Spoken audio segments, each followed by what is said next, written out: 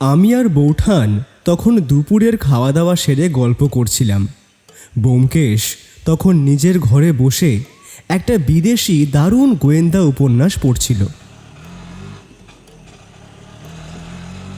ঠিক এমন সময় আমাদের বাড়ির নিচে একটা পুরনো দিনের ভারী ইঞ্জিনের গাড়ির শব্দ শোনা গেল। গাড়িটার ইঞ্জিনের শব্দ এতটাই বেশি যেন পুরো পাড়াটার সমস্ত শব্দকে ছাপিয়ে সেটা এগিয়ে এলো। ততক্ষণে গাড়িটা থেমেছে আমাদের বাড়ির নিচে। ব্যোমকেশও বেরিয়ে এসে বসলো আমাদের পাশে বৈঠকখানায়। তারপর ওর ভারী গলায় বলে উঠল, সেব্রোলেট ক্যামারো অত্যন্ত একটা দামি গাড়ি। গাড়ির ইঞ্জিনের শব্দটা আমি ভালো মতোই চিনি। এই মডেল সাধারণত কলকাতা শহরে খুব কম দেখা যায়, আর এর আওয়াজ বলে দিচ্ছে চালক অত্যন্ত তাড়া নিয়ে এসেছে। এমন বহুমূল্য গাড়ির মালিকের এমন অস্থিরতা কেন? নিশ্চয়ই কোনো বড়সড় ব্যাপার। আমি একটু হেসে বললাম, তাহলে ভাইয়া বলছো নতুন কোনো ভালো কেস হাতে আসতে পারে নাকি? আমি যেন সেটারই গন্ধ পাচ্ছি কিন্তু। আমার ঠাট্টার উত্তরে ব্যোমকেশ কিছু বলল না, কেবল সোফায় হেলান দিয়ে বাইরে অপেক্ষারত গাড়ির শব্দটা শুনছিল। ব্যোমকেশ তখনও নীরব। তার দৃষ্টি বাইরের দিকে নয়, বরং ঘরের মেঝেতেই স্থির। আমি বুঝতে পারলাম গাড়ির অসঙ্গতি তার মনেও খটকা তৈরি করেছে। এই ধরনের আধুনিক গাড়ি এই পুরনো এলাকার জন্য বেমানান। তাই নীরবতা ভেঙে আমি বললাম, এতটা দামি গাড়ি? জমিদার বাড়ির পুরনো ম্যানেজাররা এমন গাড়িতে চড়ে আসেন না তো? অজিত, এই গাড়ির দামের চেয়ে এর গতি বেশি জরুরি, এবং এই লোকটা তাড়াহুড়ো দেখে মনে হচ্ছে সমস্যাটা বেশ জটিল। ব্যোমকেশ আর কিছু বলল না। ততক্ষণে আমাদের ঘরের বাইরে ডোর বেলটা বাজল। একটু পরে যিনি ঘরে এসে ঢুকলেন তার বয়স প্রায় 40-এর বেশি হবে না। পৌড়ো লম্বা আর সাদা ধবধবে পাঞ্জাবি পরা একজন মানুষ। ভদ্রলোকের মুখে স্পষ্ট উদ্বেগের চিহ্ন, যা তার সম্ভ্রান্ত পোশাকের সঙ্গে মানানসই একদমই নয়। তিনি দরজার বাইরে থেকেই হাত জোড় করে বললেন, ব্যোমকেশবাবু, আসতে পারি? ব্যোমকেশও দাঁড়িয়ে বলল, আসুন আসুন, বসুন এখানে। ততক্ষণে ভদ্রলোক পাশের সোফাটায় বসে বললেন, দয়া করে আগে একটু জল পেতে পারি? অনেকটা দূর থেকে আসছি। ব্যোমকেশ পুঁটিরামকে ডেকে বলল, পুটিরাম, ঠান্ডা জল নিয়ে এসো একটু, আর একটু চা বসাও তাড়াতাড়ি। 2 মিনিটের মধ্যে পুঁটিরাম জল নিয়ে এসে হাজির। লোকটা একবারে পুরো গ্লাসের জলটা শেষ করে একটু স্বস্তির নিঃশ্বাস ফেললেন। জল পান করে ভদ্রলোক যেন কিছুটা ধাতস্থ হলেন, কিন্তু তার চোখে অস্থিরতা তখনও বর্তমান। ব্যোমকেশ এবার ওনার দিকে তাকিয়ে বলল, নমস্কার, আমি সত্যান্বেষী ব্যোমকেশ বক্সী, আর এ আমার স্ত্রী কৃষ্ণকুমারী, আর উনি হলেন আমার বন্ধু অজিত রায়, পেশায় একজন লেখক। আপনার চোখে মুখে যে উৎকণ্ঠা দেখছি তাতে বোঝাই যাচ্ছে ভালোই ঝামেলায় পড়েছেন আপনি। বলুন, আপনাকে আমি কিভাবে সাহায্য করতে পারি? কিভাবে শুরু করব ঠিক বুঝতে পারছি না। তবে ব্যোমকেশবাবু, আপনি এটা দেখুন। আমার মনে হয় এই কাগজটাই আমাদের সব সমস্যার মূলে। লোকটি এবার ব্যোমকেশের দিকে এগিয়ে দিল একটা পুরনো দিনের ফিকে হয়ে যাওয়া একটা কাগজ। ব্যোমকেশ সেটা খুলে একটু চুপ করে দেখল, তারপর আবার ওনাকে ফিরিয়ে দিল।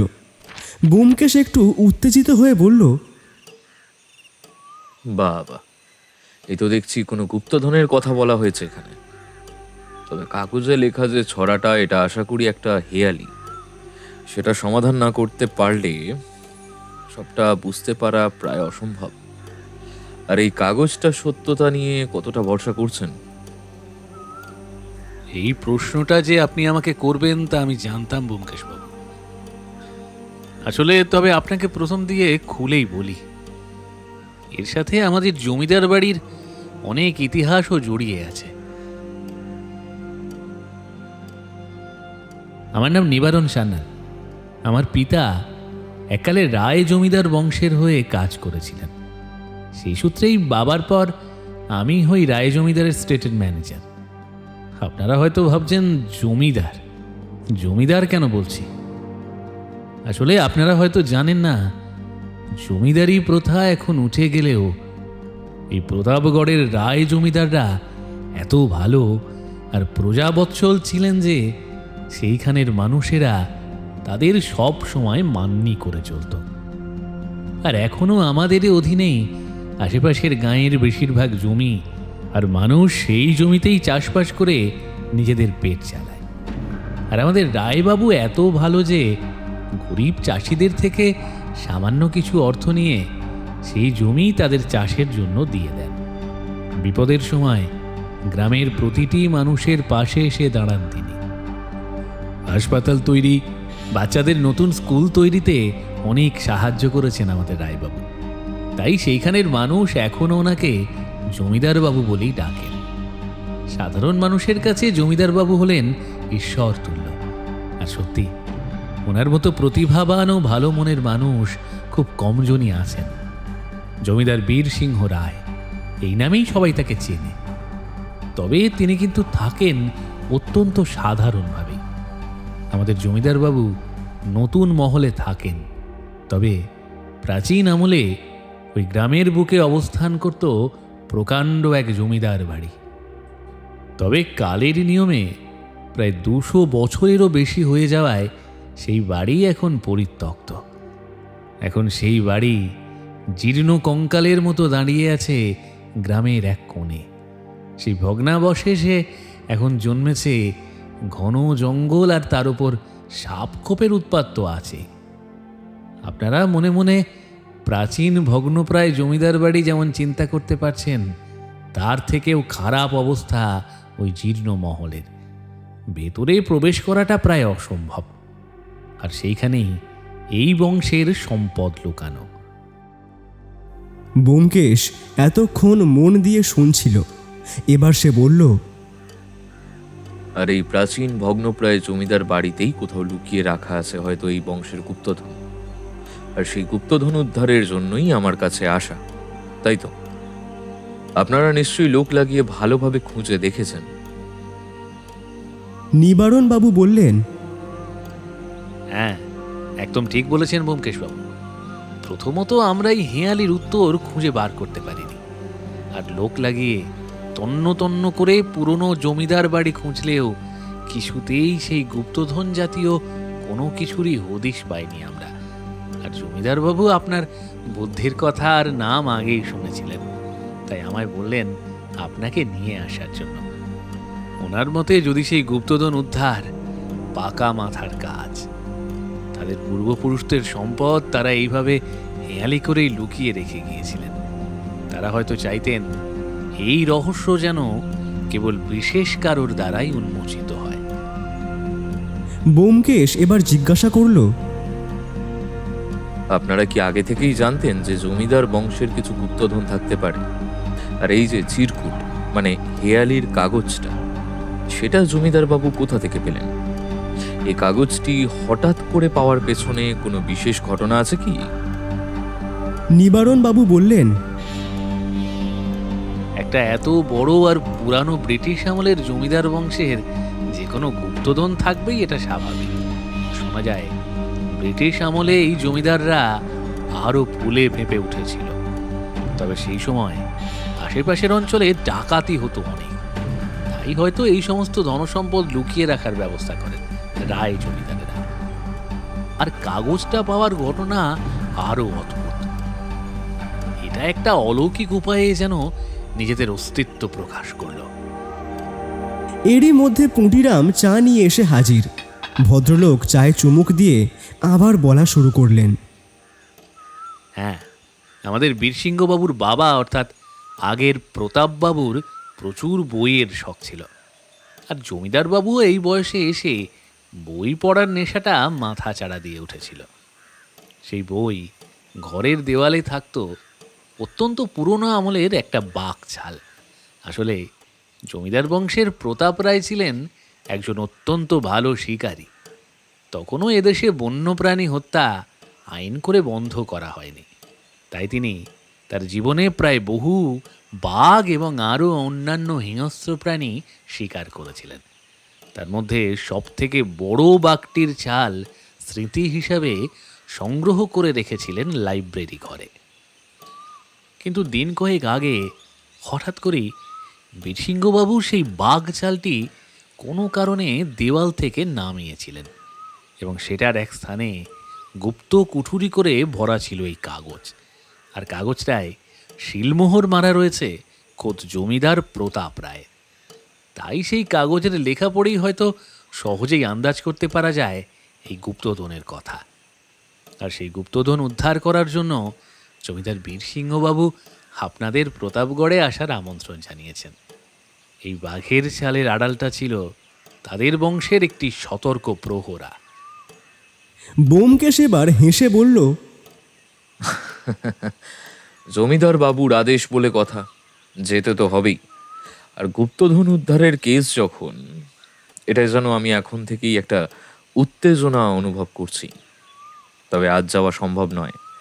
আপনি আজ ফিরে যান, আর জমিদার বাবুকে বলে দিন আমরা পরশু দিন আসছি প্রতাপগড়ে। আপনার জন্য গাড়ি কি আমরা পাঠিয়ে দেব সেই দিন, নাকি অন্য কোনো ব্যবস্থা করব? ব্যোমকেশ বলল, সেটা হলে তো বেশ ভালোই হয়, কারণ আমরাও প্রতাপগড় জায়গাটা সেই রকম চিনি না। আপনারা গাড়ি পাঠালে আমরা সেটি করেই চলে যাব, কোনো অসুবিধা হবে না। আর আমার সাথে আমার বন্ধু অজিতও যাবে। কিন্তু আসলে গুপ্তধন বলে কথা, সাহিত্যিক মাথা কাজে লাগতে পারে আমাদের। আর তাছাড়া আমি ওকে ছাড়া কোথাও বের হই না। ঠিক আছে ব্যোমকেশবাবু, আপনার জন্য পরশুদিন সকাল সকাল আমরা গাড়ি পাঠিয়ে দেব। আজ তাহলে উঠি। সবটা তো শুনলেন আপনি, তাড়াতাড়ি আসুন। আর এই হেঁয়ালি কাগজটা আপনি রাখতে পারেন, যদি সেটা কোনো কাজে আসে। ব্যোমকেশ হেসে বলল, তার কোনো দরকার নেই। হেয়ালির ছড়াটা আমার ভালো মতোই মনে আছে। কোনো দরকার নেই, ওটা আপনাদের কাছেই সযত্নে রাখুন। আমার স্মৃতিশক্তি বেশ ভালো। ভদ্রলোক নমস্কার জানিয়ে বেরিয়ে গেলেন ঘর ছেড়ে। আর সঙ্গে সঙ্গে মোটা ইঞ্জিনের গাড়িটার শব্দ পাড়া কাঁপিয়ে বেরিয়ে গেল।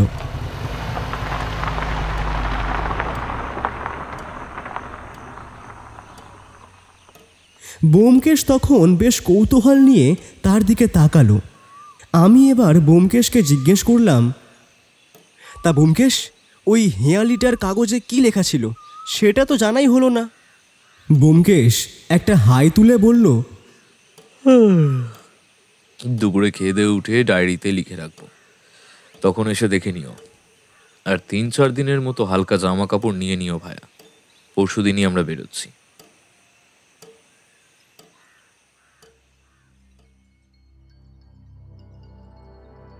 পরশুদিন সোমবার আমরা আর দেরি করিনি।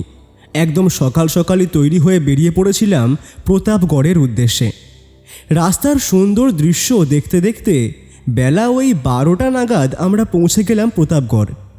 আশেপাশের সাধারণ গ্রামবাসীদের কাছে উনি যে কতটা সম্মানীয় ব্যক্তি তা লোকেদের আচরণে বেশ স্পষ্ট। তাদের চোখের ভক্তি দেখেই বোঝা যায় এই জমিদার বংশের প্রতি তাদের আস্থা গভীর। তবে সৎ মানুষেরা কেন গুপ্তধনের জন্য এমন ধাঁধা তৈরি করবে সেটা আমার কাছে এখনও রহস্য। একটুক্ষণ পরেই আমরা পৌঁছে গেলাম বিশাল আকৃতির দোতলা একটি বাড়ির গেটে। গেট বললে অবশ্য ভুল হবে, এ যে সিংহ দরজা তা বলাই চলে, কারণ গেটের দুই ধারে থামে বড় বড় দুটি সিংহের মূর্তি খোদাই করা, যা বেশ চোখে পড়ছে।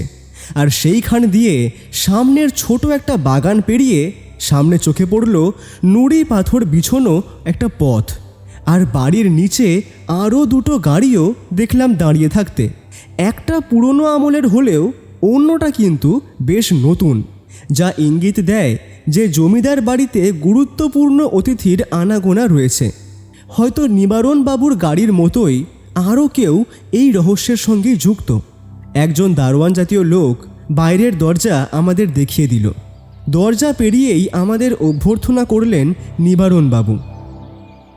হ্যাঁ, আসুন আসুন ব্যোমকেশবাবু, পথে আসতে আশা করি আপনাদের কোনো অসুবিধা হয়নি।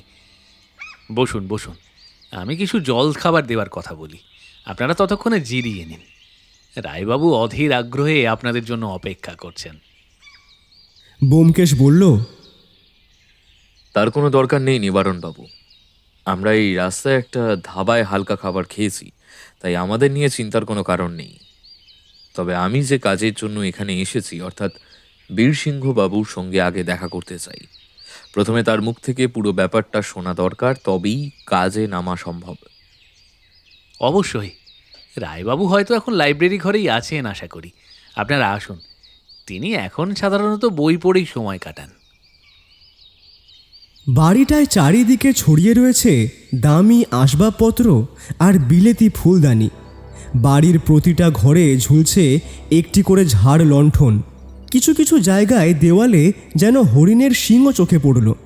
আপাত দৃষ্টিতে যা দেখলাম, বলা যায় এই জমিদার বাড়ির অবস্থা এখনও অবস্থাপন্নই।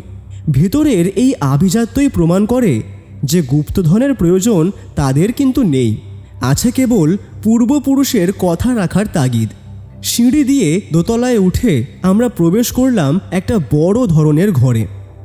সেই ঘরের চারদিকে থরে থরে সাজানো রয়েছে অসংখ্য বই, আর তার মধ্যে একটি বড় রাজকীয় কাঠের চেয়ারে মাথা হেলিয়ে বসে বই পড়ছেন একজন মানুষ। দেখে যা বুঝতে পারলাম, বয়স তার প্রায় 55-র কাছাকাছি। মাথায় বেশিরভাগ চুলই সাদা। কম বয়সে যে দারুণ স্বাস্থ্য ছিল ভদ্রলোকের, তা আর বলে দিতে হয় না। তার শান্ত দৃষ্টিতেও একটা চাপা কৌতূহল ছিল। আমরা হাসছি দেখেই ভদ্রলোক উঠে দাঁড়িয়ে নমস্কার জানিয়ে বললেন, আপনি আশা করি ব্যোমকেশবাবু, আপনার যে এতটা কম বয়স হবে এটা ধারণা করতে পারিনি। খবরের কাগজে আপনার বুদ্ধির প্রশংসা আমি পেয়েছি। সে যাই হোক, নিবারণ সবটা আপনাদের বলেছে মনে হয়। আপনাদের মতো একজন সত্যান্বেষীর উপরই আমাদের বংশের ভবিষ্যৎ নির্ভর করছে। ব্যোমকেশ সামান্য হেসে বলল, হ্যাঁ, উনি সবটাই বলেছেন ঠিকই, তবে আমার কিছু প্রশ্ন ছিল। সেগুলো জানতে পারলে একটু সুবিধে হবে। কিছু ছোটোখাটো রহস্য, তথ্য এটার কিনারা করতে সাহায্য করে বীরসিংহবাবু। অবশ্যই, আপনার যা জানার সবটাই জিজ্ঞেস করুন ব্যোমকেশবাবু, আমি সবটাই খুলে বলবো। প্রথমে আমি একটু ওই বাঘের ছালটা দেখতে চাই, যার দিয়ে এই কাগজটা উদ্ধার হয়েছিল। সেই বাঘের ছালটাই এই গুপ্তধনের প্রথম প্রহরী ছিল। ভদ্রলোক আঙুল দেখিয়ে দিলেন পাশের একটা তাকের দিকে। সেখানে শোভা পাচ্ছে পুরনো দিনের একটা মস্ত সুন্দর হলদে ডোরাকাটা বাঘের ছাল। তবে সেটার কাঠের ফ্রেমটা, সামনে কাঁচটা এখন নেই, কারণ হয়তো কয়েকদিন আগেই এটার কাঁচের ফ্রেমটা ভেঙে গিয়েছিল। সেটা স্পষ্ট হলো। ব্যোমকেশ এগিয়ে গেল সেই দিকেই।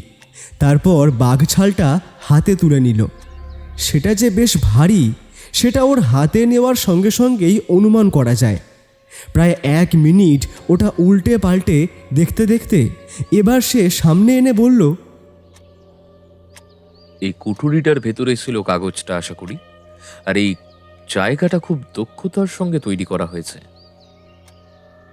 এক্সিলেন্ট, ঠিক ধরেছেন আপনি। সহজে সাধারণ মানুষের চোখে এই গুপ্ত জায়গাটা ধরা পড়বে না। তবে আপনি বার করেছেন, তার মানে আপনার বুদ্ধি আছে। আমার বাবা প্রতাপ রায় এই কাজটা করে গেছেন। ব্যোমকেশ ওটা যথাস্থানে রাখতে রাখতে বলল, এই বাঘের ছালটা এর আগে কি কখনো সরানো হয়েছিল, বা কেউ এই কুঠুরির কথা জানতো? কথা না শেষ করতে দিয়েই বীরসিংহবাবু বললেন, এই বাঘ ছালটা আমার বাবা প্রতাপ রায়ের আমলের বলতে পারেন। বাবা নিজে প্রচণ্ড ভালো শিকার করতেন, আর এই বিশাল বাঘটিকেও তিনি 3 গুলিতে ধরাশায়ী করেছিলেন। শোনা যায় সেই সময় এই বাঘটি নাকি 7 জন মানুষের প্রাণ নিয়েছিল। প্রায় 50 বছর পুরনো এই বাঘছাল। আগে পুরনো বাড়িতে ছিল বাবার ঘরে, এখন এখানেই শোভা পায়। তবে এটায় যে কোনোদিন কোনো এরকম ফিকে হয়ে যাওয়া গুপ্তধনের কাগজ পাওয়া যাবে সেটা আমরা কেউই জানতাম না। এই আবিষ্কার আমাদের পরিবারের কাছে এক বড় বিস্ময়।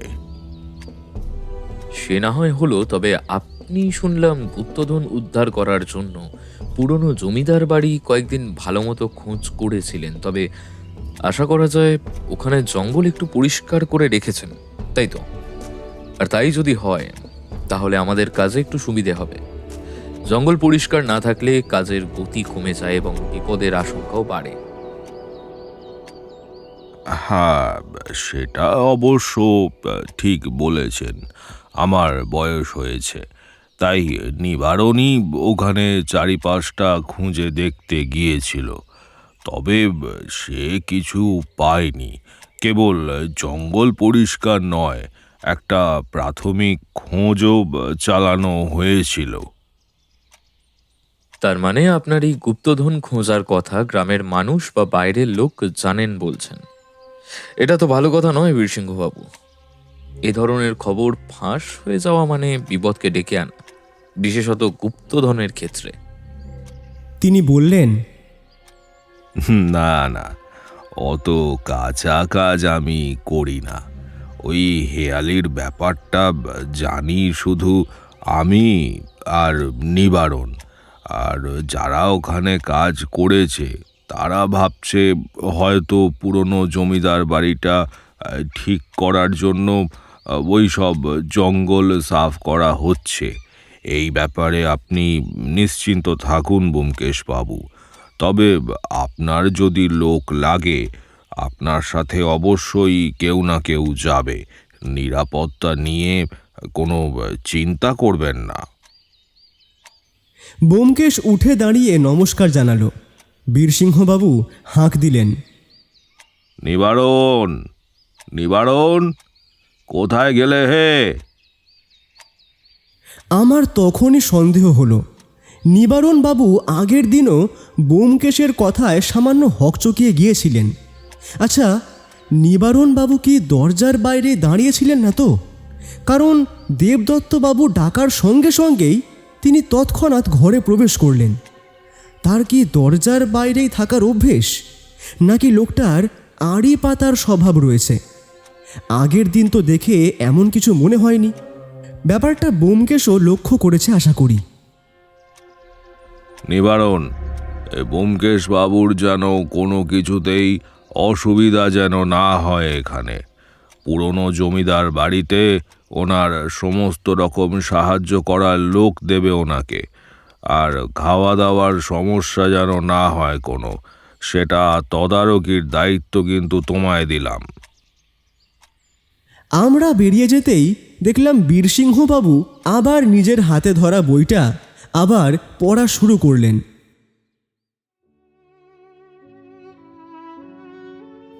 সময় মতো আমাদের দুপুরের খাবার ডাক পড়ল। সেই খাবার টেবিলে যা সব এলাহি আয়োজন, তা দেখে তো আমি অবাক হয়ে গিয়েছি। কারণ সামনে সাজানো রয়েছে গরম গরম ধোঁয়া ওঠা ভাত, তারপর মাছের মাথা দিয়ে বিউলির ডাল, শুক্তো, আরও 3 রকম ভাজা, কাতলা মাছের কালিয়া, চিংড়ি মালাইকারি, আর শেষ পাতে খাসির মাংস আর মিষ্টি, চাটনি, পাঁপড়, ওই সব তো আছেই। খাওয়ার টেবিলে যেন আমরা উঠে যেতে চাইলেও খাবার যেন ফুরোতে আর চায় না। এমন রাজকীয় আতিথেয়তা দেখে মনে হচ্ছিল বীরসিংহবাবু যেন তাঁর অতিথির যত্নে কোনো ত্রুটি রাখতে চান না। এই আতিথেয়তার মধ্যেই যেন একটা চাপা চাপ ছিল, যেন তিনি তাড়াতাড়ি আমাদের মন জয় করতে চাইছেন। আমাদের জন্য আলাদা একটা ঘর দেওয়া হয়েছিল। দুপুরে ব্যোমকেশ একটু শুয়েছিল। আমি তখন ওকে বললাম, আচ্ছা ভায়া, তুমি তো আমায় ওই কাগজের চিরকুটে যা লেখা ছিল সেটাই দেখাওনি। আমার তো খুব জানতে ইচ্ছে করছে যে ওটায় কি ছিল।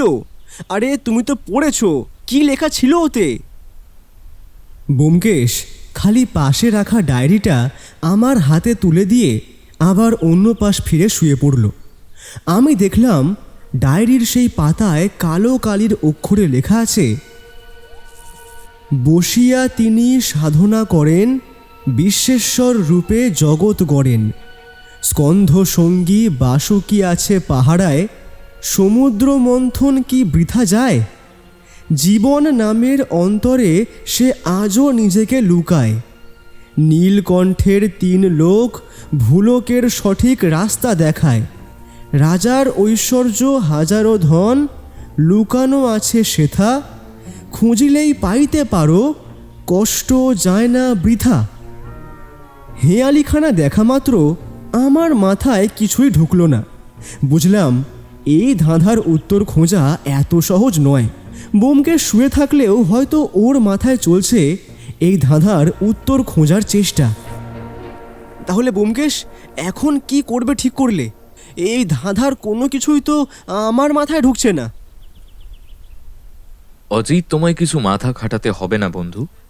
এখন যা করার আমাকেই করতে হবে। আমার মনে হয় আমাদেরকে ওই পুরনো জমিদার বাড়িটায় আগে যাওয়া উচিত। ওখানেই হয়তো আমরা কোনো সূত্র পেয়ে যাব। হ্যাঁ, আপাতত তথ্য যখন নেই তাহলে আগে বাড়িটা ঘুরে আসাই দেখা যাক। রোদটা একটু পড়তে দাও, বিকেল বিকেল আমরা ওইদিকে যাব। ওসব ছাড়ো ব্যোমকেশ, তুমি কি একটা ব্যাপার লক্ষ্য করেছো যে নিবারণ বাবু উনি কিন্তু আমাদের উপর নজর রাখছিলেন? ব্যাপারটা আমিও লক্ষ্য করেছি, তবে এখানে এত বড় একটা গুপ্তধনের ব্যাপার তো একটা লোভের জায়গা থাকতেই পারে না। তাই এখানে অন্ধের মতো কাউকে বিশ্বাস করলেও চলবে না। কিন্তু বিকালের রোদটা একটু পড়তেই 4:30 নাগাদ আমরা বেরিয়ে পড়লাম পুরনো জমিদার বাড়ির উদ্দেশ্যে। নিবারণ বাবু আমাদের সঙ্গে যেতে চেয়েছিলেন, কিন্তু ব্যোমকেশ ওনাকে বলল, আপনাদের পুরনো জমিদার বাড়ির কথা আশা করি সবাই জানে, তাই আর আপনাকে কষ্ট করতে হবে না। আমরা গ্রামের মানুষকে জিজ্ঞেস করতে করতে ঠিকই পৌঁছে যাব। নিবারণ বাবু তখন আর কোনো কথা বলেননি। আমরা যখন সদর দরজা দিয়ে বেরোচ্ছি তখন খেয়াল করলাম নিবারণ বাবু শুধু আমাদের চোখে চোখ রেখেই থেমে গেলেন না, তিনি দ্রুত বাড়ির ভিতরের দিকে চলে গেলেন। তার হাঁটার ভঙ্গিতে একটা চাপা অস্থিরতা ছিল। তিনি আমাদের চোখের আড়ালে কিছু তো একটা করতে চাইছেন, সেটা বোঝা যাচ্ছে না।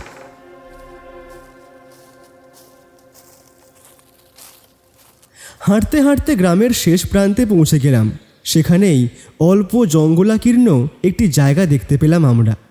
আর সেই জঙ্গলের বুক চিরে দাঁড়িয়ে আছে বহু প্রাচীন এক বড় ধরনের জীর্ণ বাড়ি। বাড়ি বলা ভুল হবে, কারণ এটার মধ্যে মানুষের বসবাস তো নেই, শুধু আছে বড় বড় ভেঙে পড়া দেওয়াল ও জংলি লতানো গাছের বাড়বাড়ন্ত। বাড়িটার চারিদিক একটা অদ্ভুত পুরনো গন্ধ ছড়িয়ে আছে।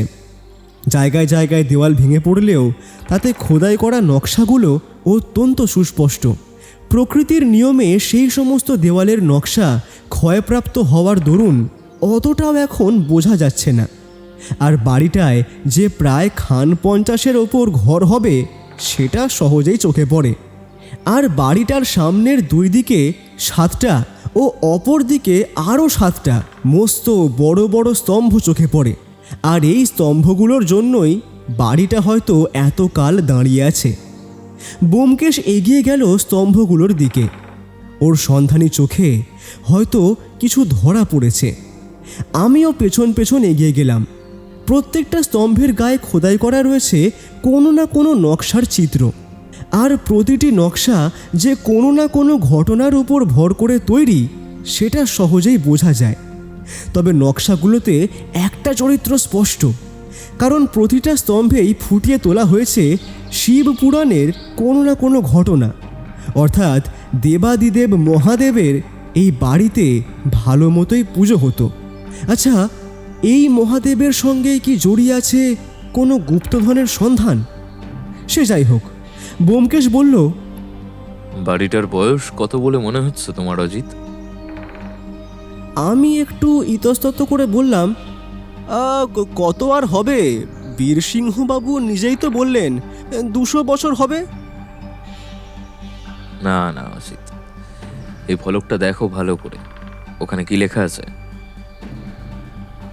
তাই তো, ফলকটা এমনভাবে ভেঙে মাটির সঙ্গে মিশে গিয়েছে তা যেন আর দেখাই যায় না। আর তার উপরে জন্মেছে বহু গাছগাছরা ও বুনো ফুলের গাছ। তবুও তাতে অস্পষ্ট লেখা যেটা ফুটে উঠেছে তা হলো 1733। তার মানে সত্যি এটা এত বছরের পুরনো বাড়ি। ব্যোমকেশ বলল, বেশি ভেতরে যেও না অজিত, আজ এমনিতেই বেলা পড়ে আসছে, আর একটু হলেই অন্ধকার নামবে। সাপখোপ থাকলে আশ্চর্য হব না, তাই আজ বাইরের দিকেই দেখি আমরা, কাল তৈরি হয়ে আসবো। ব্যোমকেশ ঘুরে ঘুরে আজ পুরো বাড়িটাই ভালো করে লক্ষ্য করে দেখতে লাগলো। ও এবার দেখলাম এগিয়ে গেল পরপর দাঁড়ানো সারি সারি স্তম্ভগুলোর দিকে। তারপর মনোযোগ দিয়ে সেইগুলোই দেখতে লাগলো। আরেকটা জিনিস লক্ষ্য করেছো অজিত? কি ভায়া? এই 15টা খামের মধ্যে 2-3টে খামের রং বা পাথরের গড়ন যেন সামান্য হলেও আলাদা। কোথায় বলছো ভায়া? আমার তো সব একই রকম লাগছে। 100 বছরের পুরনো স্থাপত্য, এর মধ্যে আর পার্থক্য খুঁজে কি হবে? তাড়াহুড়ো করো না বন্ধু, ধাঁধা যখন শিবকে কেন্দ্র করে, তখন এই শিবলিঙ্গের মতো দেখতে খামগুলোই রহস্যের কেন্দ্রবিন্দু হবে। বিশেষ করে এই প্রথম খামটা, ওটার গায়ে কেমন যেন একটা অতিরিক্ত মসৃণতা রয়েছে। আমার আর কি করার, পরন্ত বিকেলে আমিও এত বড় বাড়িটার চারপাশটায় একটু চোখ বুলিয়ে নিচ্ছিলাম। হঠাৎ ব্যোমকেশকে দেখলাম একটা থামের ওপর ঘুষি মেরে রাগী স্বরে বলল, ব্যাপারটা খুব সহজ অজিত, আমি আগেই বুঝতে পেরেছিলাম, কিন্তু এখন সবটা আমার কাছে জলের মতো পরিষ্কার। তবে আমার এটা আগেই ধরা উচিত ছিল। কি ব্যোমকেশ, তোমার কোনো কথাই তো আমি ঠিক করে বুঝতে পারলাম না। ছড়াটা তো তুমি দেখেছিলে, তার প্রথম দুটো লাইন আমায় একবার পড়ে শোনাও তো দেখি বন্ধু। আমার মনেই ছিল, কারণ সেটা আমি সকালেই দেখেছিলাম, তাই বললাম, বসিয়া তিনি সাধনা করেন, বিশ্বেশ্বর রূপে জগৎ গড়েন, স্কন্ধ সঙ্গী বাসুকি আছে পাহারায়, সমুদ্র মন্থন কি বৃথা যায়? আচ্ছা অজিত, এবার বলো যে দেবাদিদেব মহাদেব কোন আসনে বসে সাধনা করেন, বা ওনার পরনেও আমরা কি ধরনের পোশাক দেখি? যতদূর আমার মনে হয় বাঘছাল ব্যোমকেশ। আর প্রতাপ রায় লুকিয়ে রেখেছিলেন ওনার এই হেয়ালি ছড়া। আরে বাবা, বাঘছাল!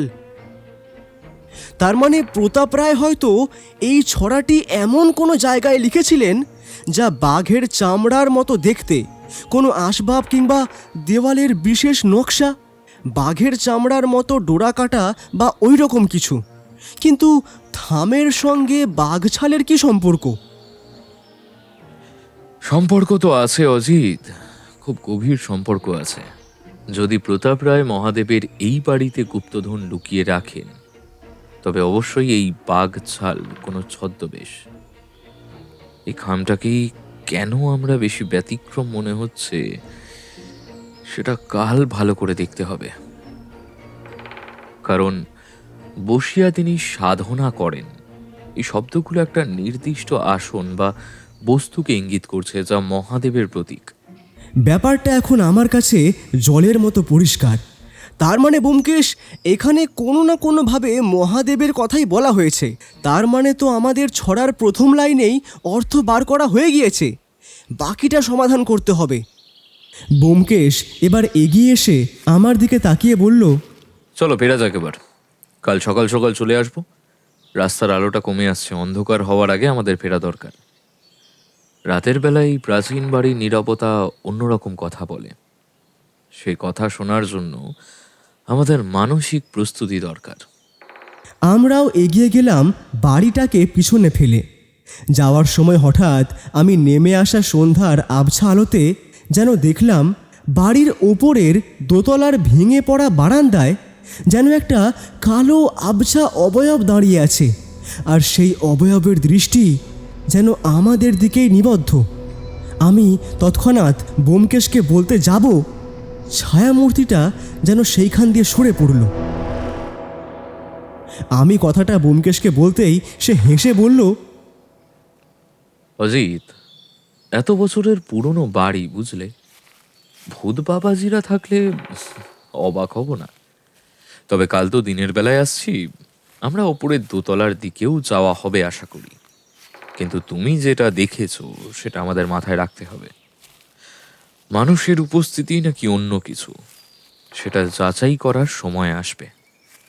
খানিকটা দূরে চলে আসার পর ব্যোমকেশ শুনলাম গম্ভীরভাবে নিচু স্বরে হাঁটতে হাঁটতে একটা লাইন বলল, স্কন্ধ সঙ্গী বাসুকি আছে পাহারায়, সমুদ্র মন্থন কি বৃথা যায়। অর্থাৎ এখানে দেবাদিদেবের গলায় জড়িয়ে থাকা সাপকে বলা হয়েছে। আর তবে সে পাহারায় বলতে কি বলা হচ্ছে? এই পুরনো বাড়িতে যে বহু বিষধর সাপ থাকতেই পারে তা সাধারণ, এবং বীরসিংহ বাবুও আমাদের এ কথা বলেছেন। আর খামের গায়ে যে নকশাগুলো দেখলাম তাতে তো অনেক কটায় মহাদেবের নকশা ফুটে উঠেছে। তার দ্বারা হেয়ালির দুটো লাইন এখন আমার কাছে জলের মতো পরিষ্কার। হ্যাঁ, পরিষ্কার বটে, কিন্তু এই পরিষ্কার হওয়ার মধ্যেই আরো একটি গোলক ধাঁধা লুকিয়ে আছে। বাসুকির পাহারা শুধু সাপের নয়, প্রতাপ রায় তার গুপ্তধনের পাহারায় শুধু প্রকৃতির বিপদ রাখেনি, মানুষের লোভকেও ব্যবহার করেছেন। তবে সমুদ্র মন্থন কি বৃথা যায়, এই লাইনটা আমাকে শুধু অমূল্য ধনের কথা মনে করিয়ে দিচ্ছে, যা সহজে মেলে না।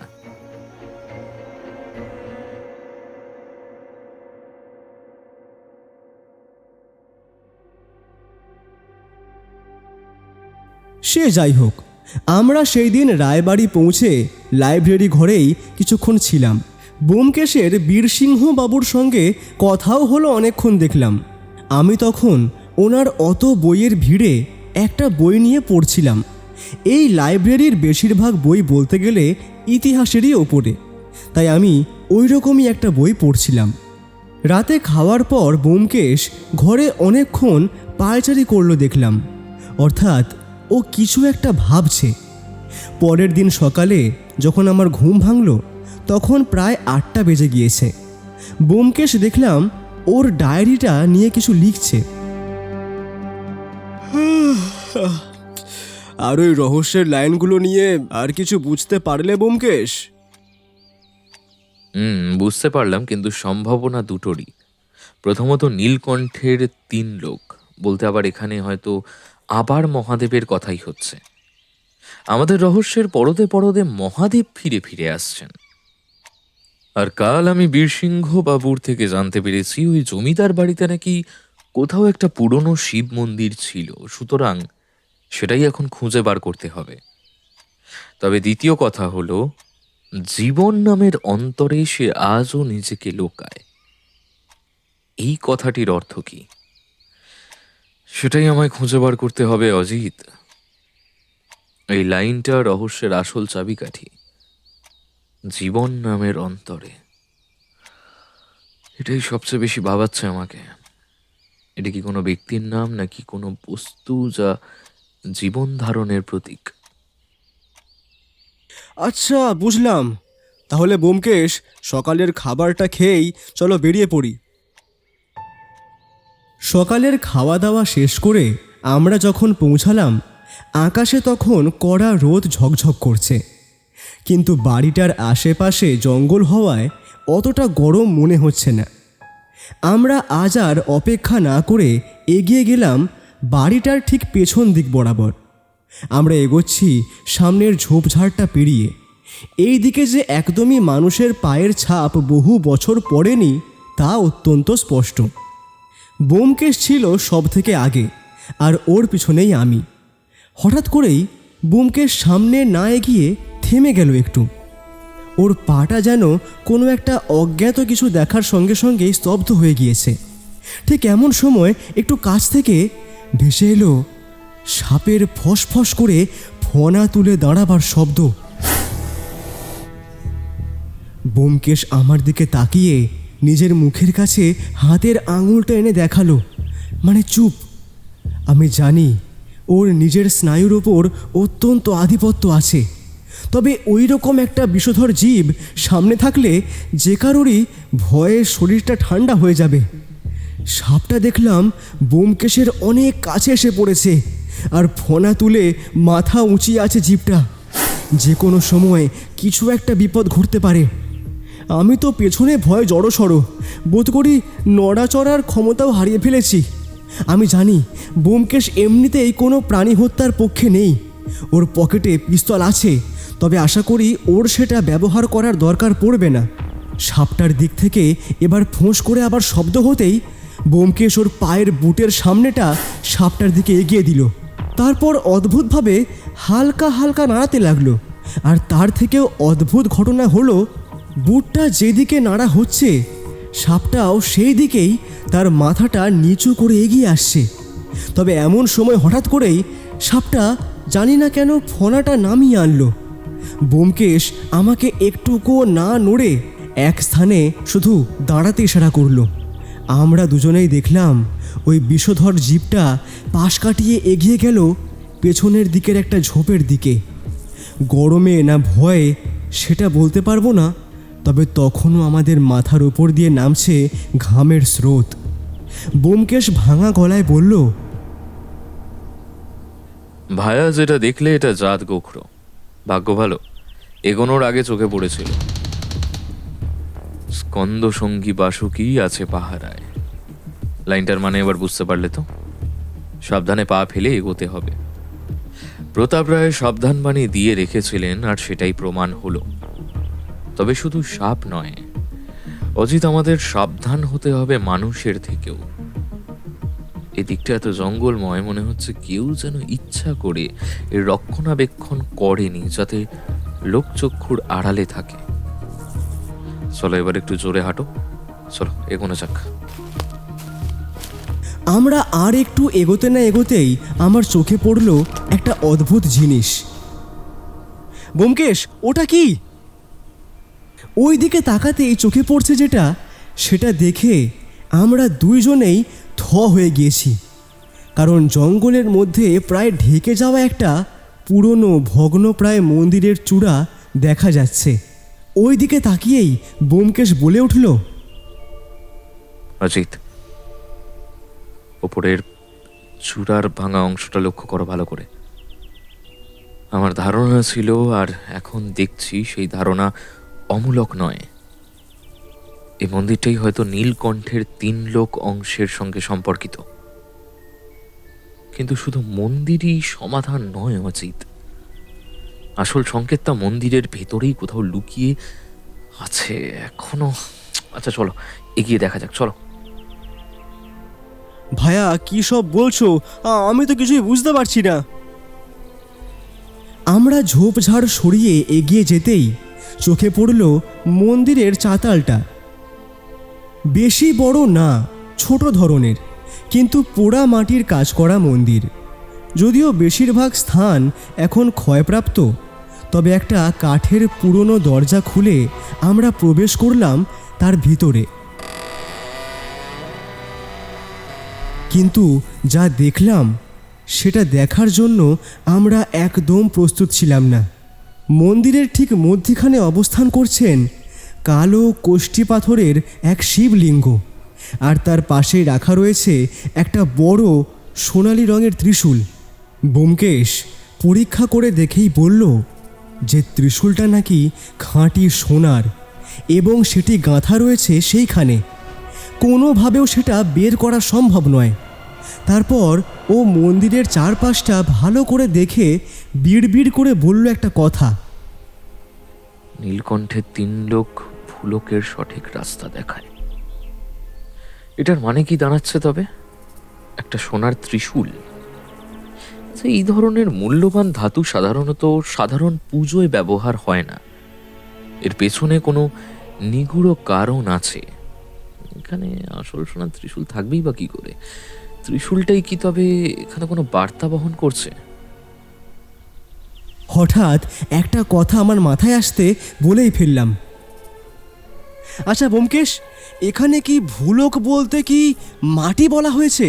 মানে মন্দিরের মাটির নিচে কোথাও কি লুকোনো আছে সেই গুপ্তধন? না না অজিত, ব্যাপারটা এত সহজ নয়। তোমার জানা উচিত যে মহাদেবের ত্রিশূল কোনো সাধারণ অস্ত্র নয়। এটাও একটা অদ্ভুত রকমের রহস্য লুকিয়ে রাখে। এই ত্রিশূলে 3টে শুল থাকার কারণ কি জানো? আমি জানতাম না, তাই স্বাভাবিকভাবেই মাথা নেড়ে না জানিয়ে দিলাম। তাই ব্যোমকেশ বলল, শিব পুরাণে মহাদেবের 3টে শুলের মানে বোঝায় দুলোক, ভূলোক ও অন্তরিক্ষলোক, যা সাধারণত 3টে লোককে নির্দেশ করে। আর ভূলোক বলতে এখানে ত্রিশূলের মধ্যিখানে থাকা ছুঁচালো শুল অংশটিকে বোঝানো হচ্ছে। ঠিক আছে, চলো তো মন্দির ছেড়ে আরেকটু আগে এগিয়ে দেখা যাক। আমার মনে হয় আমাদের আরেকটু আগে এগিয়ে গিয়ে দেখা দরকার। এই ত্রিশূলের মধ্যেকার অংশ কিন্তু পূর্ব দিককে নির্দেশ করে।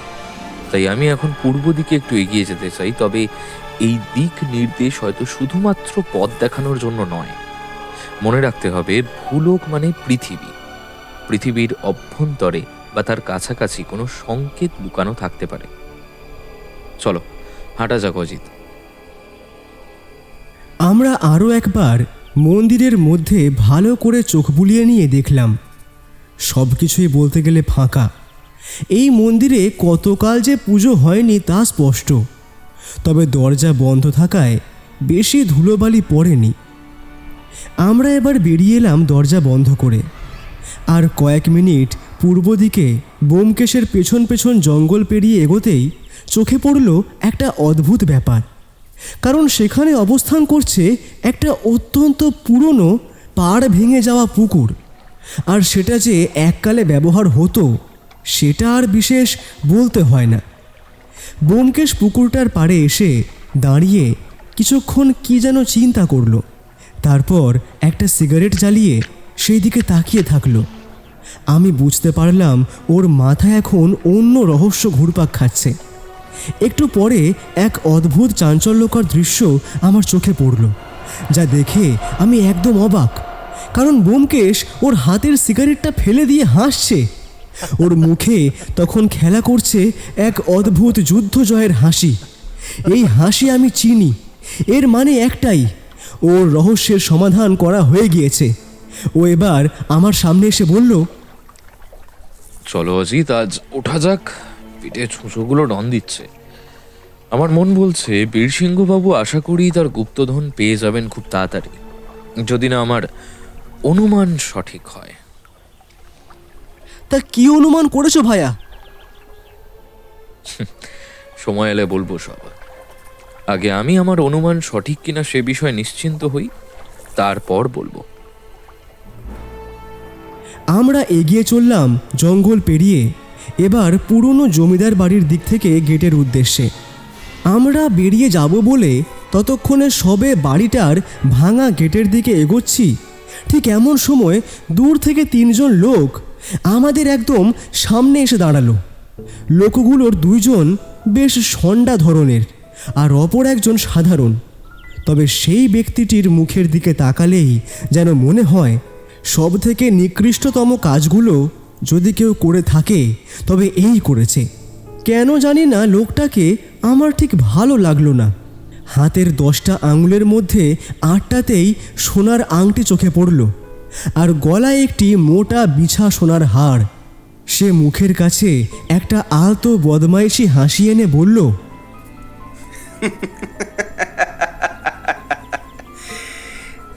সত্যান্বেষী ব্যোমকেশ বক্সী দেখছি আমাদের গ্রামে। কি ব্যাপার বলুন তো? জমিদার বাবু গুপ্তধন উদ্ধারের জন্য আপনাকে ডেকে পাঠালেন নাকি? আমি শুনেছি আপনি নাকি রহস্যের গন্ধ পেলে আর ঘরে থাকতে পারেন না। তাই এই গ্রামের বাতাসেও তেমন একটি পুরনো রহস্যের গন্ধ আছে। আমারও সেদিকে বেশ নজর আছে, বুঝলেন কি না? ব্যোমকেশ অত্যন্ত শান্ত কণ্ঠে জবাব দিল, তা আপনার কথা শুনে তো মনে হচ্ছে গুপ্তধনের খবর যখন আপনার কানে পৌঁছে গেছে, তবে আপনিও সেটা খোঁজ করতে পারেন। তার কি করি ব্যোমকেশ বাবু বলুন? ভগবান পয়সা দিয়েছে, শক্তি দিয়েছে, কিন্তু যেটা দেয়নি সেটা হলো বুদ্ধি। ওই দাদাটা আমার কাছেও আছে ব্যোমকেশ বাবু, তবে ওটার সমাধান না আমার দ্বারা পসিবল হচ্ছে না। তাই আপনাকে আমি একটা অফার দিচ্ছি, ঠিক আছে? এই গুপ্তধনটা আপনি আমাকে খুঁজে দিন, ওটার অর্ধেক আমি আপনাকে দিয়ে দেব, আর খোঁজার জন্য যা টাকা চাইবেন তার মঙ্গে রকমও আমি দিয়ে দেবো। তা রাজি আপনি ব্যোমকেশ বাবু? একটু চিন্তা করুন, অর্ধেক গুপ্তধন আর আপনার খ্যাতি তো রইল, টাকাই তো আসল শক্তি। হ্যাঁ, বুদ্ধিটাকে কাজে লাগান।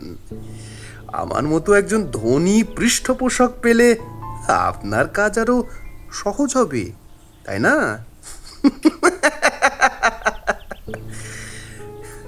ব্যোমকেশ খালি হেসে বলল, আপনার পরিচয়টা পেলে ভালো হতো। লোকে এই অদমকে প্রমোটার দেবী শঙ্কর গিরি নামেই চেনে। আমার অনেক পয়সা আছে ব্যোমকেশ বাবু, আপনি আমার সাথে হাত মেলান, আপনাকে অনেক বড় লোক করে দেব। তাহলে দেবী শঙ্কর বাবু, কান খুলে শুনে রাখুন, এই গুপ্তধন আছে বা নেই তার কিছুই আমি জানি না, আর থাকলেও তার ওপর অধিকার আছে শুধুমাত্র জমিদার পরিবারের, কারণ ওটা তাদের সম্পদ। আর টাকা দিয়ে যদি আপনি মনে করেন সত্যান্বেষী ব্যোমকেশ বক্সির বুদ্ধি কিনতে পারবেন, তবে আপনি ভুল করছেন। আমার কাজের নীতি আর মূল্যবোধ আমি টাকার বিনিময়ে বিক্রি করি না দেবী শঙ্কর বাবু। আপনার প্রস্তাবটা অত্যন্ত নিম্ন রুচির। আজ আসি, অযথা আমাদের কাজে বিরক্ত করতে আসবেন না, চলি। ব্যোমকেশ আর আমি পাশ কাটিয়ে বেরিয়ে এলাম বাড়ির বাইরে। শুধু আসার সময় লোকটার রাগে লাল হয়ে যাওয়া মুখটার দিকে তাকিয়ে যেন আমার ভয় হলো।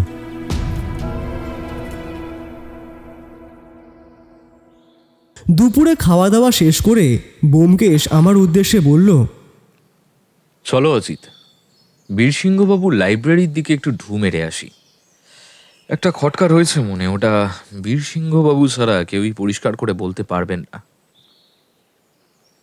অগত্যা আমি আর ব্যোমকেশ ওপরের লাইব্রেরির ঘরের দিকে এগিয়ে গেলাম। ভিতরে প্রবেশ করে দেখলাম আজও বীরসিংহবাবু একটা বই খুলে বসে আছেন।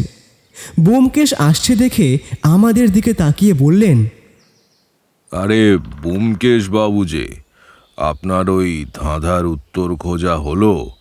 আর কতটা দূর অগ্রসর হয়েছেন সেই গুপ্তধন খোঁজার দিকে, সেটা জানার জন্য আমি কিন্তু অপেক্ষা করে আছি। তবে একটা কথা, আপনাদের জমিদার বাড়িতে যে একটা মহাদেবের মন্দির আছে, আর মন্দির সংলগ্ন একটা বাঁধানো ও পুকুর আছে, সেটা আমাকে আগে বলতে পারতেন। ওটা জানলে আমার কাজ অনেকটা সহজ হয়ে যেত, বিশেষ করে যখন ধাঁধায় বারবার মহাদেবের প্রসঙ্গ আসছে, তখন এই তথ্যটা শুরুতেই জানা থাকলে অনেক সময় বেঁচে যেত। বীরসিংহবাবুর মুখে যেন একটা হাসির ঝিলিক দেখা দিল। তিনি বললেন, সে ব্যাপারে আমি আপনাকে বলতেই পারতাম, কিন্তু আমি ভাবলাম আপনি হয়তো নিজে বুদ্ধি খরচ করে পুরো ব্যাপারটা উদ্ধার করতে চাইছেন। তবে আর কোনো সাহায্য লাগলে আমায় বলতে পারেন। ঠিক আছে বীরসিংহবাবু, আমার মনে কিছু প্রশ্ন আছে, সেইগুলো আগে করে নেওয়া দরকার বলে আমি মনে করি। সাধারণত নিরাপত্তার জন্য লুকিয়ে রাখা হয়, কিন্তু এত জটিল হেয়ালি তৈরি করার পেছনে নিশ্চয়ই অন্য কোনো উদ্দেশ্য ছিল। হ্যাঁ বলুন ব্যোমকেশ বাবু, কি জানতে চান? আপনাদের জমিদার বংশে মহাদেবের পুজো যে হয় সেটা আমি আগে থেকেই বুঝতে পেরেছিলাম। আর পুরনো জমিদার বাড়ির স্তম্ভগুলোতে শিবপুরাণের বহু ঘটনার নকশা ফুটিয়ে তোলা হয়েছে দেখে আমার কাছে আরো পরিষ্কার হয় ব্যাপারটা। তবে গুপ্তধন এমনভাবে লুকিয়ে রাখার কি কোনো বিশেষ কারণ ছিল? হ্যাঁ ব্যোমকেশ বাবু, আপনাদের ব্যাপারটা জানানো দরকার ছিল। আসলে আমাদের জমিদারি প্রায় 200 বছরেরও বেশি পুরনো, সেটা বুঝতে পারছেন আশা করি। আর সেই সময় এই সমস্ত অঞ্চলে ডাকাতের আধিপত্য ছিল বিস্তর। আর কখন যে ভয়ঙ্কর ডাকাতরা আক্রমণ করবে এবং কখন যে তারা সম্পদ লুট করতে আসবে তার হদিশ কেউ জানে না। অপরদিকে ততদিনে ইংরেজ সরকারও চাপ দেওয়া শুরু করে জমিদারি প্রথা উঠিয়ে দেওয়ার জন্য। সুতরাং আমাদের বংশের যে বিপুল পরিমাণ ধনসম্পদ, এই সবটাই লুকিয়ে ফেলা হয় এক নির্জন জায়গায়, আমাদের ওই পুরনো জমিদার বাড়ির মধ্যে। আর সেটি যাতে আমরা পরবর্তীকালে খুঁজে পাই তার জন্য এই হেঁয়ালির মাধ্যমে লুকিয়ে রাখা হয়। কিন্তু আমি জানি না যে সেই গুপ্তধন আছে কোথায় বা কি সেই গুপ্তধন। আমার পিতা বা পিতামহ কেউ সে কথা বলে যাননি। তাই হয়তো সেই গুপ্তধন খোঁজার বা নিজে হাতে তা আগলে রাখার দায়িত্ব আমি আমার মনে করি। আশা করি আপনাকে সবটা বোঝাতে পারলাম ব্যোমকেশ বাবু। এতগুলো কথা শুনে ততক্ষণে ব্যোমকেশের মুখে একটা হাসির ঝলক দেখতে পেলাম আমি। ব্যোমকেশ এবার বলল, অসংখ্য ধন্যবাদ আপনাকে, এত বড় ইতিহাসের তথ্যগুলো আপনি আমায় বললেন বলে। এই ধাঁধার অনেকটাই সমাধান আপনি এখন করে দিলেন। বাকিটা আমার কাছে এখন অনেকটা পরিষ্কার।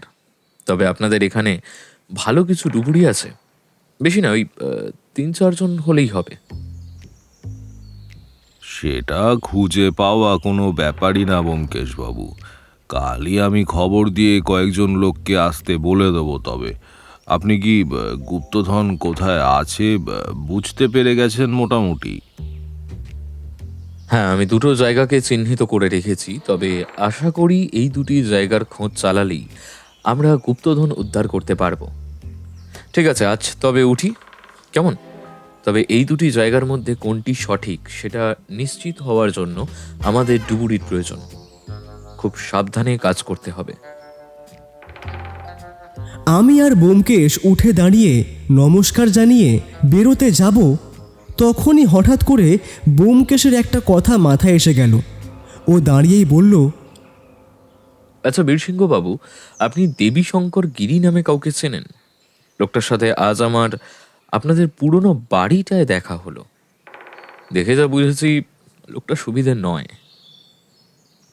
আচ্ছা, ওই লম্পটটার সাথে আপনার দেখা হয়েছে? কিন্তু সে যে কেন আমার পুরনো জমিদার বাড়ির আশেপাশে ঘুরঘুর করে আমি তা জানি না। হয়তো ও গুপ্তধনের কথা কিছু জানতে পেরেছে আর সেটা পাবার আশায়। ব্যোমকেশ বলল, গুপ্তধনের হেয়ালিটা খালি আমরা জানি সেটা নয় বীরসিংহ বাবু, ওটা ওই বদমাইশ লোকটাও জানে। আর তার প্রস্তাবের ভঙ্গি দেখে মনে হলো ও শুধু গুপ্তধন চায় না, আপনার জমিদার বাড়িটাও নিতে চায়। ওই লোকটার গতিবিধি আমি মোটেও ভালো দেখছি না। সুতরাং আমাদের যা করার তাড়াতাড়ি করতে হবে। হ্যাঁ ব্যোমকেশ বাবু, ওটা একটা বদমাইশ, লম্পট আর মস্তান। পলিটিক্স আর মস্তানি করে বেশ টাকাও করেছে শুনেছি। আমার কাছে এসেছিল ওই পুরনো জমিদার বাড়িটা 1 কোটি টাকা দিয়ে কিনতে। সে সেইখানে নাকি বড় ফ্ল্যাট বাড়ি বানাতে চায়। আমি রাজি হইনি। নিবারণী মস্তানটাকে আমার কাছে এনেছিল। আমার সামনে ও গলা উঁচিয়ে কথা বলার সাহসও দেখিয়েছিল। সেই দিন নিবারণের জন্য ওকে আমি ছেড়ে দিলাম, নয়তো ওকে আমি পুলিশে দিতাম। নিশ্চয়ই সে নিবারণকে হাত করেছে। নিবারণের নজরদারি আর দেবী শঙ্করের আগমন, এই দুটো বিচ্ছিন্ন ঘটনা হতে পারে না। আমি এখনই নিবারণকে ডেকে পাঠাবো, ওর ব্যবস্থা করছি, আপনারা চিন্তা করবেন না। ঠিক আছে, এটাই আমার জানার ছিল। আমরা এখন আসি, আপনি উত্তেজিত হবেন না বীরসিংহবাবু। আমার মন বলছে আপনার গুপ্তধন আপনি খুব তাড়াতাড়ি হাতে পেতে চলেছেন। ঘরে ফিরে ব্যোমকেশ খালি আমায় বলল, বুঝলে অজিত, আমি পাশের ঘরে যাচ্ছি। আমায় এখন একদম বিরক্ত করবে না। কিছু প্রশ্ন মনের মধ্যে আছে, আর ধাঁধার সমাধান প্রায় হয়েই এসছে। আর আমার সন্দেহ যদি ঠিক হয়। কথাটা শেষ না করেই ব্যোমকেশ পাশের ঘরে চলে গেল। আমি জানি ও যখন বলেছে ওকে বিরক্ত করে লাভ নেই, ও এখন ভাববে, নিজেকে ডুবিয়ে দেবে অন্য এক জগতে, আর সেইখান দিয়েই উদ্ধার হয়ে আসবে সব প্রশ্নের উত্তর। খাওয়া দাওয়ার পর একটু শুতেই ঘুম চলে এলো চোখে। ঘুম যখন ভাঙল তখন প্রায় সন্ধ্যা হতে চলেছে। আমি উঠে ব্যোমকেশের ঘরে গিয়ে দেখি ও তখনও কিছু একটা ভাবছে আর পায়চারি করছে। আমি আরাম কেদারায় বসে বললাম, তাহলে এই ধাঁধাটা কতদূর সমাধান হলো ব্যোমকেশ? আর সারা দুপুর কি করছিলে? ব্যোমকেশ আমার দিকে বিষণ্ণ মুখে তাকিয়ে বলল, একটা রহস্যের গন্ধ পাচ্ছি আমি, আর তার সাথে একটা ষড়যন্ত্রের। আমার অনুমান যদি সঠিক হয়, আজ রাতেই কিছু একটা হতে পারে।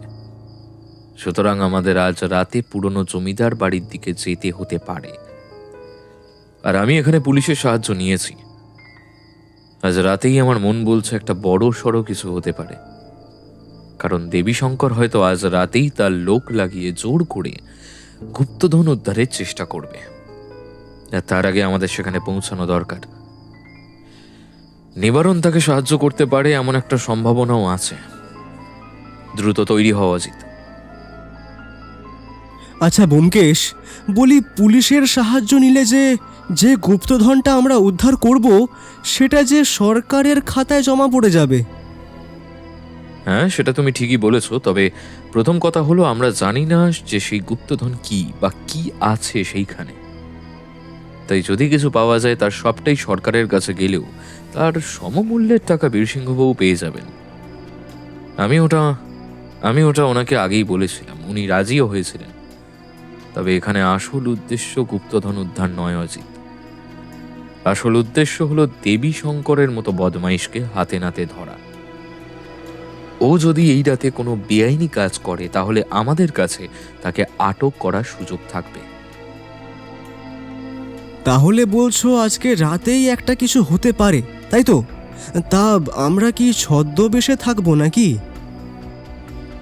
না, সেটির দরকার পড়বে না আশা করি। আজ রাতে আমরা ছদ্মবেশে নয়, বরং সত্যান্বেষী রূপেই উপস্থিত হব। তোমার পিস্তলটা নিয়ে নিও অজিত। সেই দিন আর উত্তেজনায় তেমনভাবে ঘুমটা এলো না। আমি এখনও বুঝতে পারছি না ব্যোমকেশ কি করতে চাইছে, কোন ষড়যন্ত্রের কথাই বা সে বলছে, আর সে সেই গুপ্তধনের দিকে কতটাই বা অগ্রসর হয়েছে। এই সমস্ত প্রশ্নের উত্তর জানে শুধু একজনই, তার নাম সত্যান্বেষী ব্যোমকেশ বক্সী। আমি শুধু অপেক্ষা করছিলাম কখন রাতটা হবে। এখন প্রায় 12:30টার কাছাকাছি। বাড়ির সবার রাতের খাওয়া দাওয়া শেষ। এতক্ষণে সবাই ভালো মতো ঘুমিয়ে পড়েছে আশা করা যায়।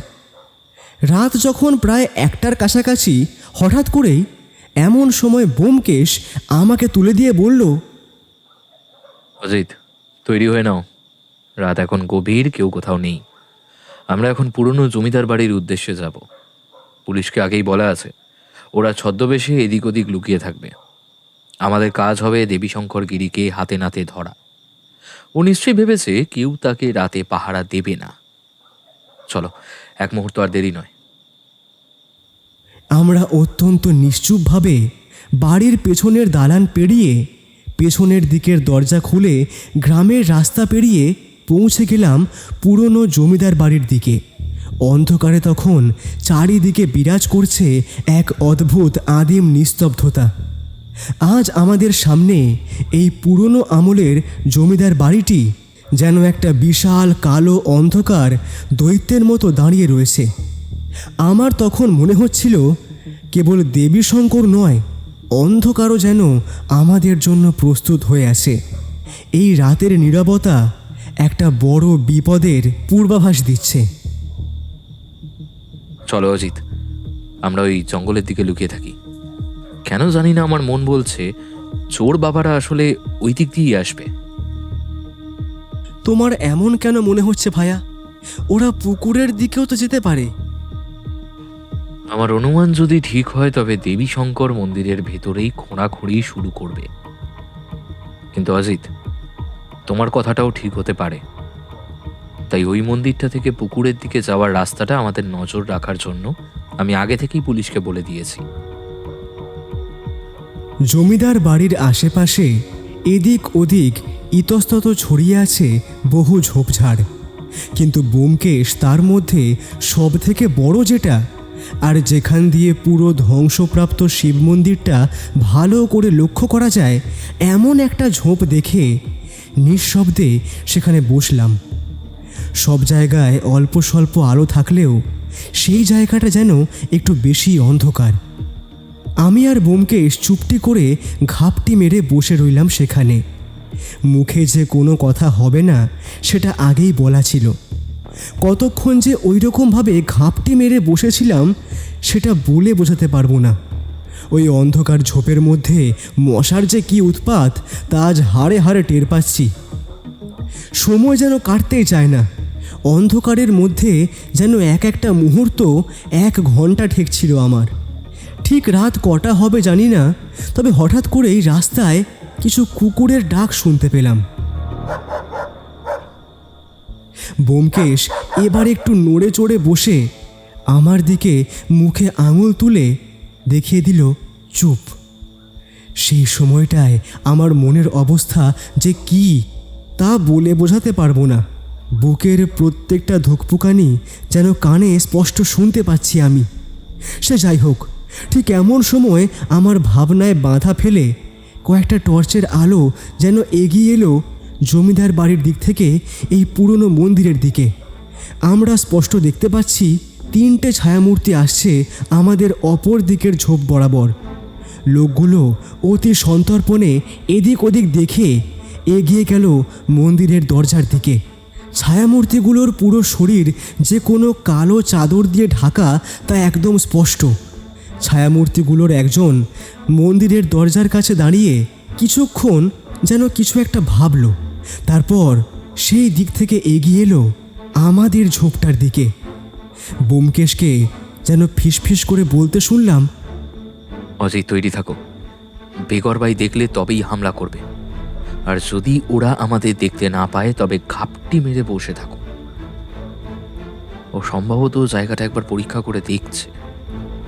এই ধরনের পেশাদার চোরের কাজ শুরুর আগে আশেপাশে দেখে নেয়, আমরা যেন শ্বাস প্রশ্বাসও না ফেলি।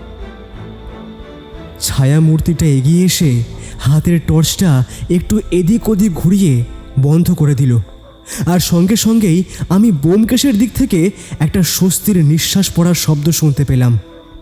কিন্তু এ কি, ছায়ামূর্তি দেখলাম এগিয়ে গেল সেই মন্দিরটার উদ্দেশ্যে। 3 জনের একজনের হাতে যে একটা মস্ত বড় শাবল রয়েছে তাই চাঁদের আলোতেও স্পষ্ট চোখে পড়ল আমার। তার মানে কি গুপ্তধন লুকানো আছে ওই শিব মন্দিরেই, নাকি লোকগুলো ওই সোনার ত্রিশূলটা চুরি করতে এসেছে? আমি তখনও বুঝতে পারছি না লোকগুলো ঠিক কি করতে চাইছে। এমন সময় একটা খুট করে শব্দ শুনে বুঝতে পারলাম ব্যোমকেশের হাতে এসে গেছে ওর পিস্তল। ওই আগ্নেয়াস্ত্রের দরকার পড়বে বলে তো আমার মনে হয় না। ব্যোমকেশ খুব সন্তর্পণে শাবলের শব্দটি শুনছিল। তার কাছে শাবল দেখা মানেই দেবী শঙ্করের উদ্দেশ্য পরিষ্কার। সে জোর করে খোঁড়াখুঁড়ি শুরু করবে, আর সেই সুযোগেই সে ধরা পড়বে যেমনটা ব্যোমকেশ চেয়েছিল। আমি ব্যোমকেশের দিকে তাকিয়ে দেখি ওর মুখে তখনও খেলা করছে একটা অদ্ভুত হাসি। তার মানে চোরগুলো কি জালে ধরা পড়েছে? এখন তো ওদের না ধরলে তারা হয়তো পালাবে। ব্যোমকেশ আস্তে আস্তে এগিয়ে গেল ঝোপটা ছেড়ে সেই লোকগুলোর দিকে। মন্দিরের ভিতরে যে শাবল দিয়ে খোঁড়ার কাজ শুরু হয়ে গিয়েছে তার বলতে হয় না।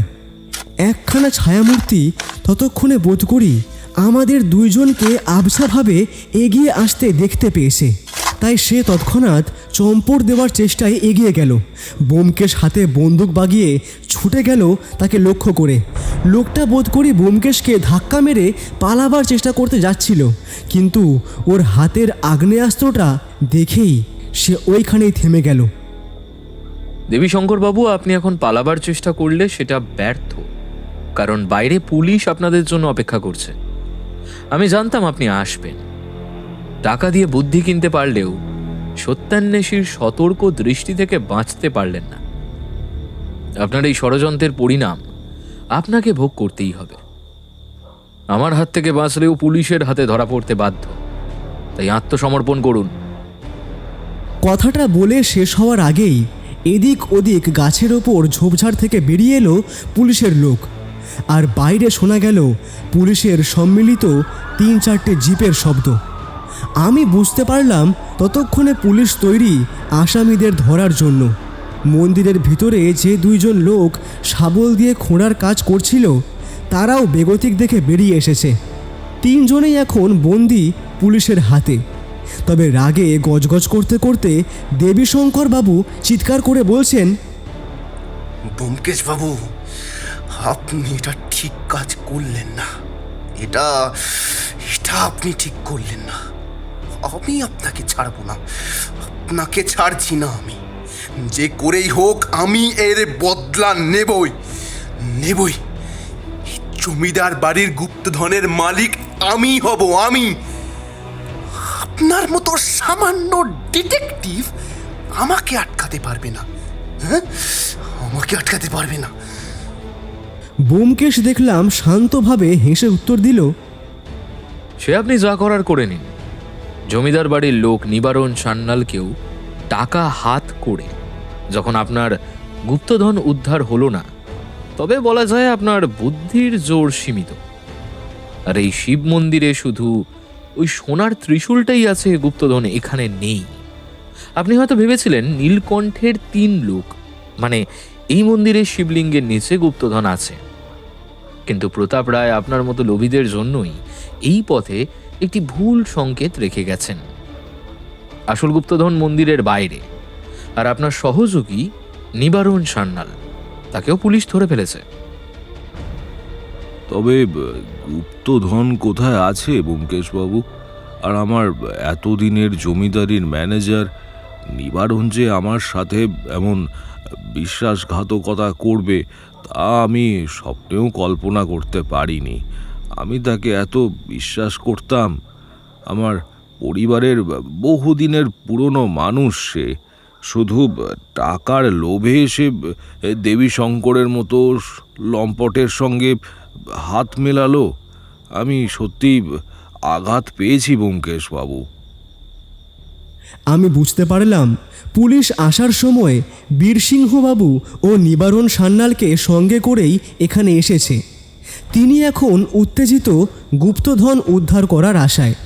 ব্যোমকেশ বলল, গুপ্তধন এখানে নেই বীরসিংহবাবু। গুপ্তধন আছে সেই জায়গায় যেখানে জীবন আছে, আর যে জায়গাটা শুধু জীবন নয়, সমুদ্র মন্থনের অমৃতের ইঙ্গিতও দেয়। আপনার হেঁয়ালি তো কিছুই বুঝতে পারছি না আমি ব্যোমকেশ বাবু। এতক্ষণেও আমি কিছু বুঝতে পারলাম না। তাহলে এত বছর ধরে এই ধাঁধাটা কেউ সমাধান করতে পারেনি কেন, তা এবার বুঝতে পারছি। জীবন নামের অন্তরে সে আজও নিজেকে লুকায়। নীলকণ্ঠের 3 লোক ভুলকের সঠিক রাস্তা দেখায়। কি হেয়ালির লাইনটা মনে পড়ছে বীরসিংহবাবু? এখানে 3 লোক, অর্থাৎ ত্রিশূলের মধ্যেকার শালাকার নির্দেশ অনুযায়ী পূর্ব দিকের অবস্থান করছে একটা বাঁধানো পুকুর। আর জলের অপর নাম যে জীবন, সেটা আর বলে দিতে হবে না আশা করি। আর আপনাদের জানা উচিত সমুদ্র মন্থন হয়েছিল ক্ষীর সাগরে। সুতরাং এই পুকুরই হলো সেই জীবন নামের অন্তর। আর নীলকণ্ঠের 3 লোক ভুলকের সঠিক রাস্তা দেখায়। এর অর্থ হলো শিব মন্দিরের ত্রিশূলের ভুলক অংশটি ঠিক এই পুকুরটিকেই নির্দেশ করেছিল। প্রতাপ রায় জানতেন লোভীরা শিবলিঙ্গের নিচে খুঁজবে, কিন্তু প্রকৃত ভক্তই ত্রিশূলের দিক নির্দেশ বুঝে জলের মহিমা বুঝবে। এই জলই আপনাদের বংশের ধনকে এত কাল রক্ষা করেছে। আমি প্রথম থেকেই সন্দেহ করেছিলাম যে এই জলাশয় লুকিয়ে আছে গুপ্তধন, তাই কাল আপনাকে কয়েকজন ডুবুরি আনতে বলেছিলাম। সে যাই হোক, এবার লোক নামিয়ে পুকুরটিতে একবার ভালো করে খোঁজ চালিয়ে দেখুন।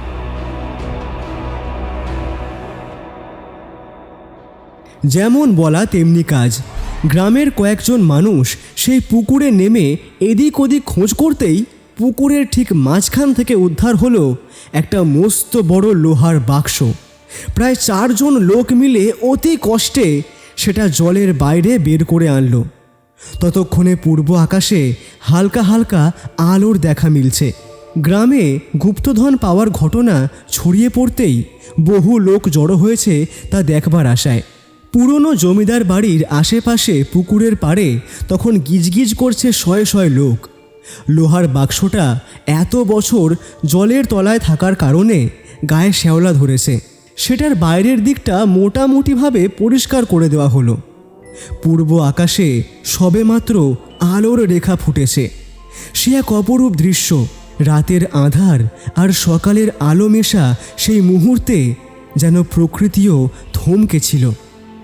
পুকুরের কালো জলের পাড়ে সেই জীর্ণ লোহার বাক্সটি নিয়ে জনতার ভিড়।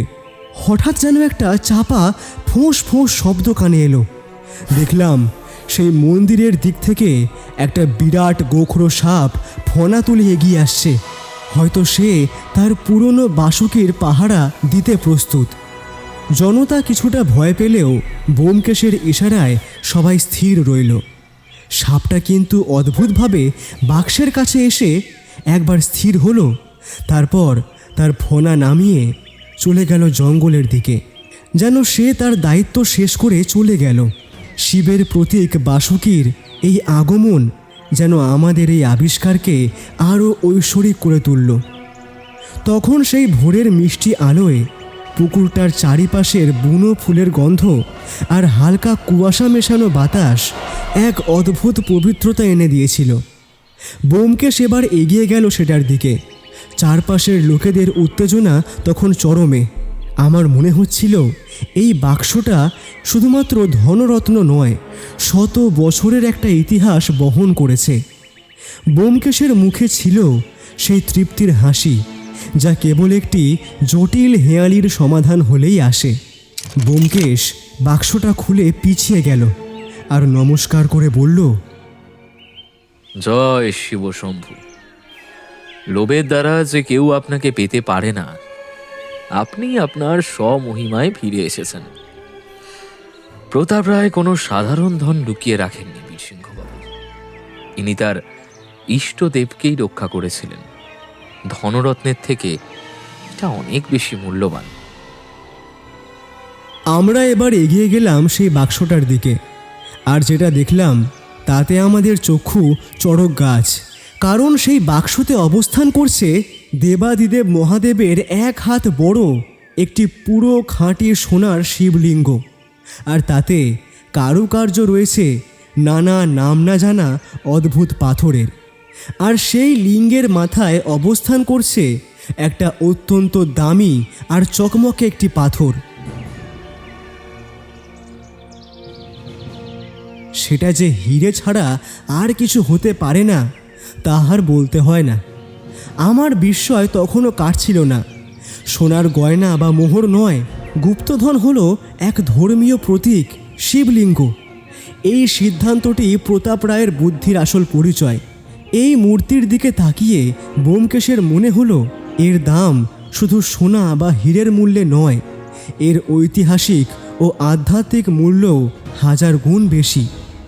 আমরা সেই অদ্ভুত সুন্দর দেবাদিদেব মহাদেবের মূর্তির সামনে দাঁড়িয়ে প্রণাম করলাম। ব্যোমকেশ প্রণাম করে শিবলিঙ্গকে দেখিয়ে বললেন, নিন বীরসিংহবাবু, এটাই আপনাদের পরিবারের গুপ্তধন। এটাই হলো আপনার পূর্বপুরুষদের লুকিয়ে রাখা ধন। এটাই আপনার অধিকার থাকলেও এত দামি জিনিস বাড়িতে রাখা অত্যন্ত বিপজ্জনক। তাই আমার মনে হয় এটা সরকারকে দিয়ে দিন। এত সুন্দর একটা মূর্তি কোনো মিউজিয়ামে সাজানো থাকলে সুরক্ষিত থাকবে। আর এটা যে আপনার পরিবারের সম্পদ, তাই মানুষ এটার মাধ্যমেই আপনার বংশকে মনে রাখবে।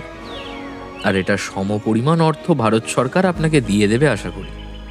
আর এর মাধ্যমে প্রতাপ রায়ের দূরদর্শিতা প্রমাণ হবে। তিনি শুধু ধন রক্ষা করেননি, তিনি চেয়েছিলেন এটি যেন দেশের সম্পদ হিসাবে সুরক্ষিত থাকে। বীরসিংহ বাবু বললেন, আমার বংশের মর্যাদা রক্ষা হলো, এটাই আমার কাছে সবচেয়ে বড় প্রাপ্তি। টাকা পয়সার চেয়ে এই শিবলিঙ্গ উদ্ধার হওয়ার খবরটাই বেশি শান্তি দিল। এই মহাদেবের মূর্তি রাখার ক্ষমতা আর এটা রক্ষা করার ক্ষমতাও আমার নেই। আপনি যেটা বললেন সেটাই হোক বরং। তবে আমার কাজ এখানেই শেষ বীরসিংহবাবু। দেবীশঙ্কর গিরি এবং নিবারণ সান্যালকে পুলিশ হেফাজতে নেওয়া হয়েছে। এই গুপ্তধন সন্ধানের আড়ালে যে ষড়যন্ত্র ছিল সেটিরও সমাধান হলো। আপনার জন্য আমি মাথা কাটানোর একটা দুর্দান্ত সুযোগ পেলাম। অসংখ্য ধন্যবাদ।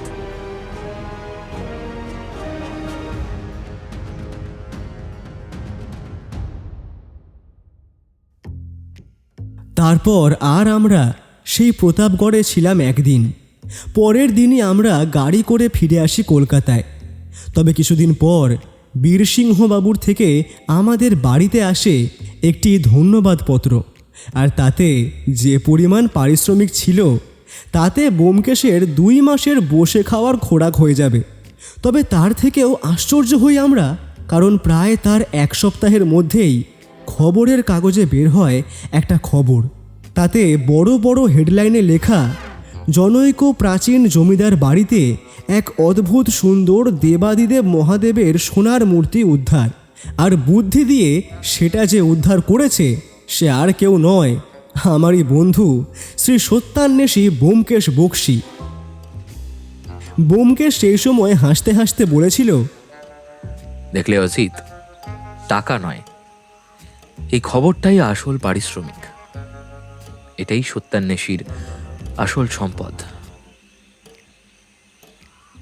আমি কাগজে বড় বড় হরফে ব্যোমকেশের নামটা দেখে তৃপ্তির নিঃশ্বাস ফেললাম।